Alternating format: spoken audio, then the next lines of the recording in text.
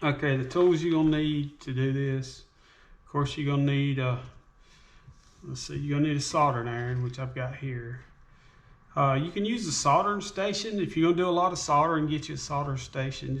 I've got a brick here with my soldering iron laying on it, because the end of it will get hot. This is a 30-watt soldering iron. It's all up to you. They got them adjustable. It's all up to you what you get. This is just a 15-watt to 30-watt with a little switch on it. You need a pair of wire cutters, side cutters, something to cut the wire. Some helping hands.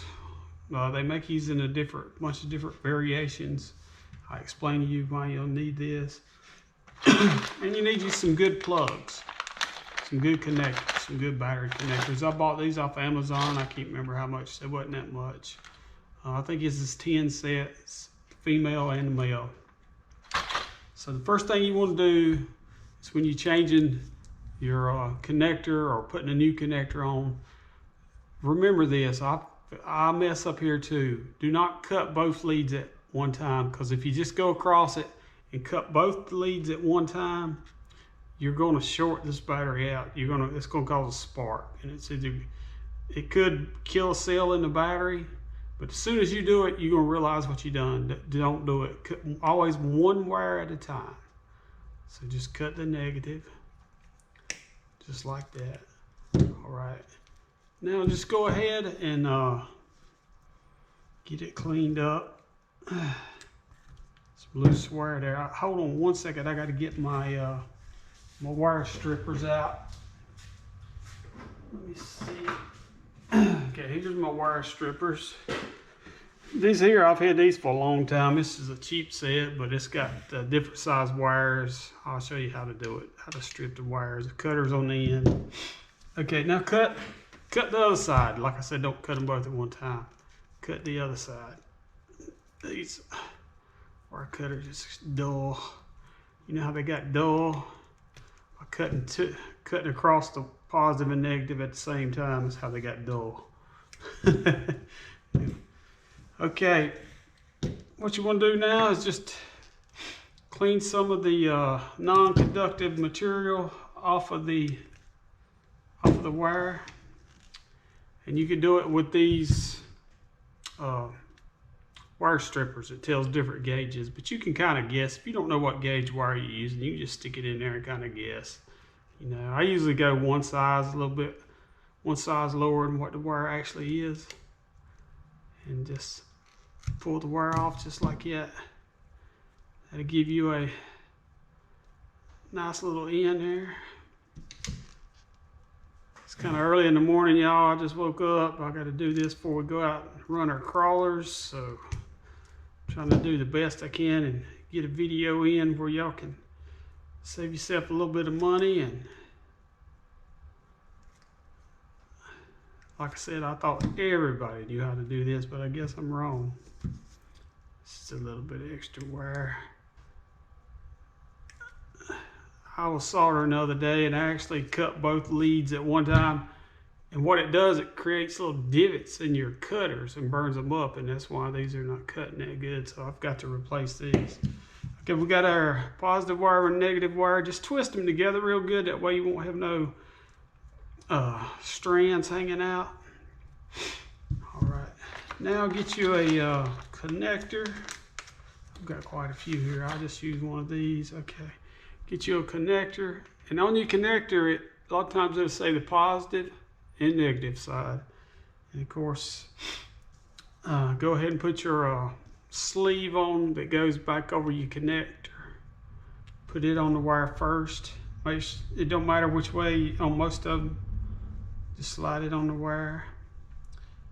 I'm sorry, but I'm making it sound a whole lot harder than it is. But just keep these two wires apart. Make sure they don't touch. If they do, don't panic. Just pull them, pull them apart. Okay. Look at your connector. It should have a positive and a negative on each side, so you know which side to solder. If not, you might have to look it up online. It might be the side with the square edge is the positive, and the side with the round edge is negative, which that's the way it is on this wire. Okay. Basically, all you do is this connector's cupped. It's got a little cup in there where you slide the wire in. So you just slide the wire directly on it. And just get you some solder. And I don't use flux. I know a lot of people use flux, and it's all up to you, but I just use a 6040 Roslyn core solder. This comes from Radio Shack. Radio Shack's not around no more, but I'm sure you can order some off Amazon, Walmart. They've probably got it about anywhere. And make sure you get your iron real hot. Make sure your tip is cleaned. You usually, best thing is clean it before you start, but if your iron's already hot, you can just clean it on a piece of sandpaper. Some people use steel wool. I just had this sandpaper set here, but you want a clean tip because if it's got burnt wire conductor on it or anything, or is dirty, it's not going to heat the solder up to where it needs to be. All right, as you can see, I've got the wire into the connector. All you want to do is just heat it up and just fill it full of solder.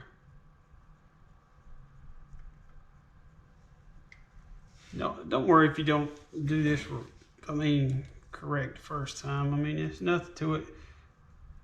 As you can tell, I'm not using that helping hands, but I'll show you how to use it because sometimes you do need it.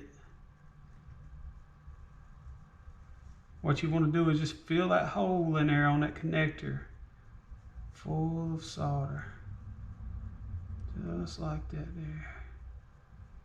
All right, now that we got a pretty good bit of solder in there, you can just make sure you get it kind of smooth, kind of a liquid looking. You don't want to, because there are such things as a cold solder. Cold solder is basically a bad solder that really both parts of the wire and connector didn't get hot enough. As you can see, that's a good solder. It'll work all day long. Okay, now I'm going to show you how to use the helping hands. This comes in good if you're going to do a lot of these. What you would do is you would put your wire in one end of the clip, and the other clip, put your connector in, and these things are very adjustable. And you just, let me get that, yeah, okay. Put it in like that right there. And it holds everything in place.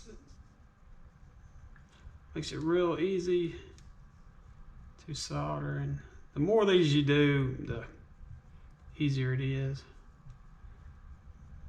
It's basically, the helping hands is basically what it is, helping hands, you know.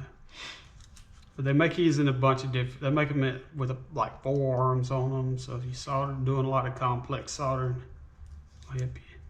And then you just solder this end here on. Actually, this is a bad battery. I'm gonna be throwing it away. It's an old Traxxas battery. It had a bad cell in it, and I just wanted to use it just to show y'all how easy it is to solder. There's nothing to it. And just once you get it in there, just go back over it with your iron and give it a real smooth look,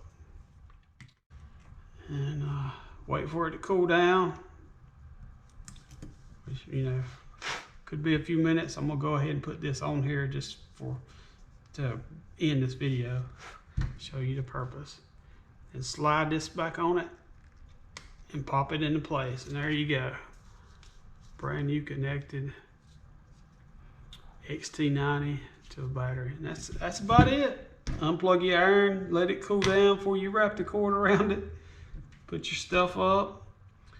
And I hope this video helped you. I hope it's going to save you some money, because I heard the other day, I think a friend of mine took one battery to a hobby shop to get an end put on it, $20. There's no sense in that when you can do it at home yourself. This little thing right here, I can't remember, I probably paid $12 to $15 for it. Same thing for soldering iron, they're cheap, probably $15. Solder's cheap. I think this whole bag of xt90 plugs was like $10 to $12. So you add all that up, you can save yourself a lot of money by doing this at home. Well, I hope y'all enjoyed this video, and until we meet again, I love you, but God loves you more.